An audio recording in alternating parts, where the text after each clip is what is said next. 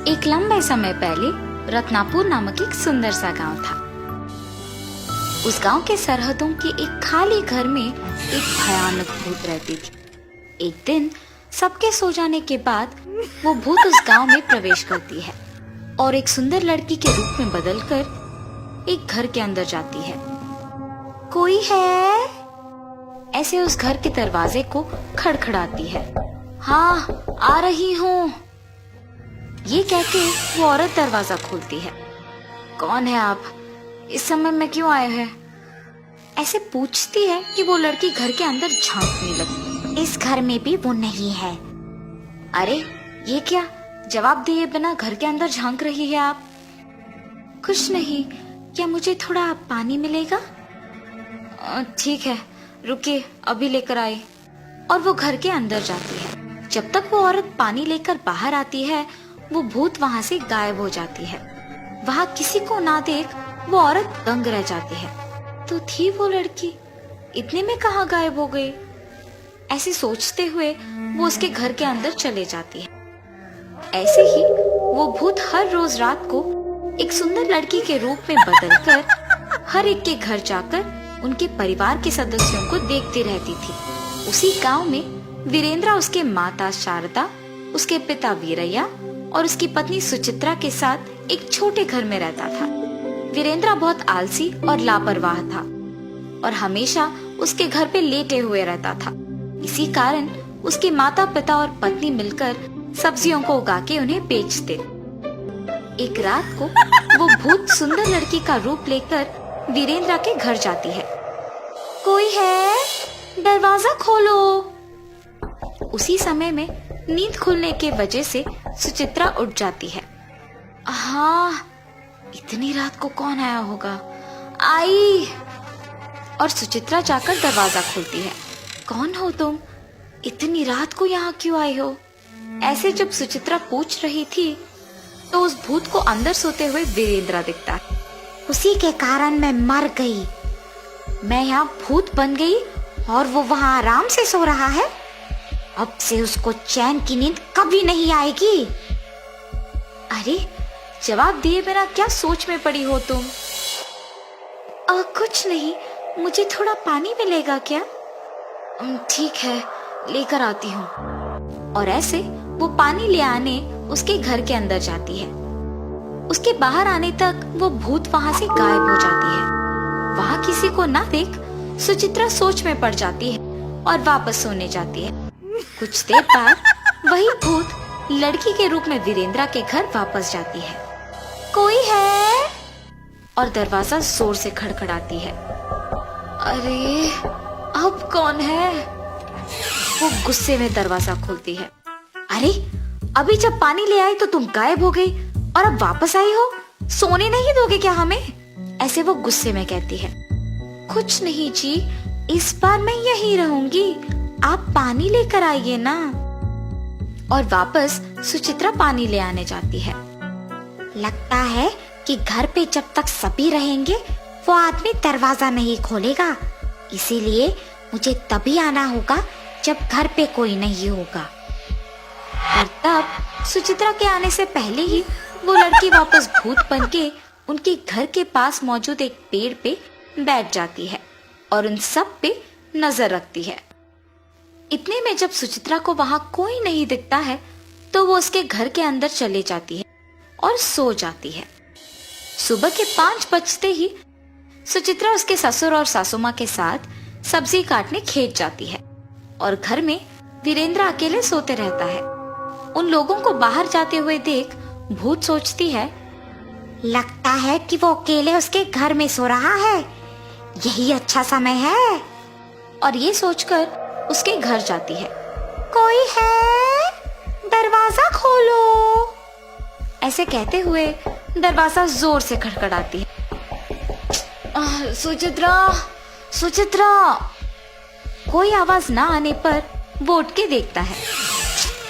लगता है घर में सब खेत गए हैं, घर पे कोई नहीं है, चले जाओ। ये कह के वापस सो जाता है। दरवाजा खोल रहे हो कि नहीं? और इस बार दरवाजा को गुस्से में अधिक जोर से खड़खड़ाती है। दरवाजा की उतनी जोर से खड़खड़ाने की आवाज सुनकर वो गुस्से में उठ जाता है। कौन है वो? सुबह सुबह मुझे सता रहा है। और ऐसे वो दरवाजा खोलता है। उसके आंखों के सामने एक भयानक भूत को देख वो दंग रह जाता है। बाप रे, भूत भूत! ऐसे जोर से चिल्लाने लगता है। तुम्हें मुझसे अब कोई नहीं बचा सकेगा।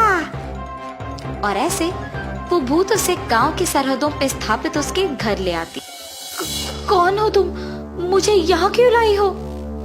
तुम्हें नहीं पता कि मैं कौन हूँ? तुम्हारे आलस ही मेरे मौत का कारण है। उस दिन मैं बीमार होने के कारण बीच रास्ते में पड़ी हुई थी और तुमने मुझे देखकर लापरवाह से मुझे वैसे ही वहां छोड़कर चले गए। अगर तुम मुझे उस दिन अस्पताल लेकर गए होते तो आज मैं जिंदा होती। मुझे नहीं पता था कि तुम मर गए। अगर मुझे पहले पता होता तो मैं तुम्हें ऐसे नहीं छोड़ता। उस दिन के लिए मैं अब बदला लूंगी।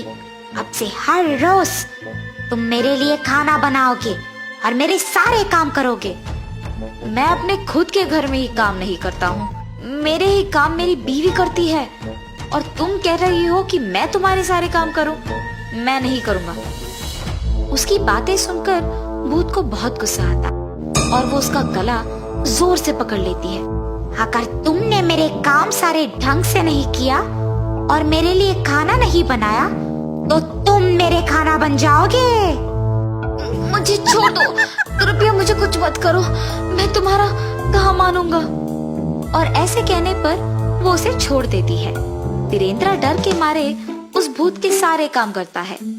वीरेंद्र के माँ बाप और पत्नी सब्जी बेचकर जब घर लौटते हैं तो वीरेंद्र को वहां ना देख परेशान हो जाते हैं। वीरेंद्र, वीरेंद्र!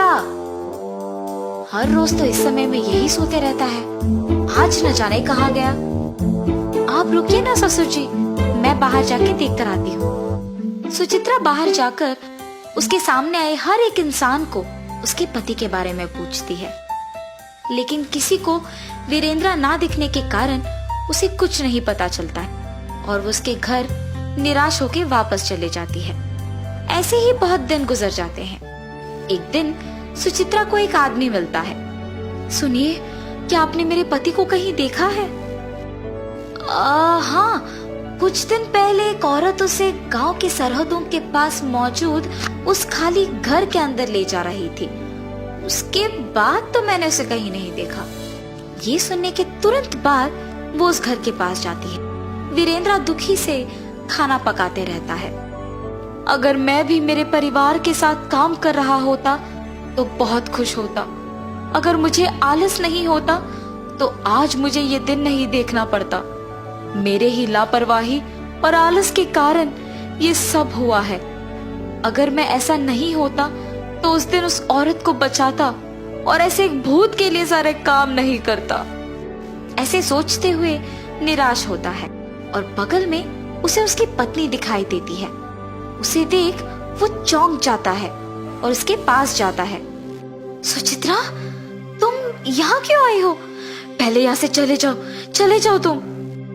अरे आप किसी को बताए बिना यहाँ क्यों आए हैं? ऐसे वो दोनों बात करते हैं और वहां वो भूत आती है। मेरे कारण तुम मर गई हो, इसमें मेरी बीवी की कोई गलती नहीं है। उसे कृपया कुछ मत करो।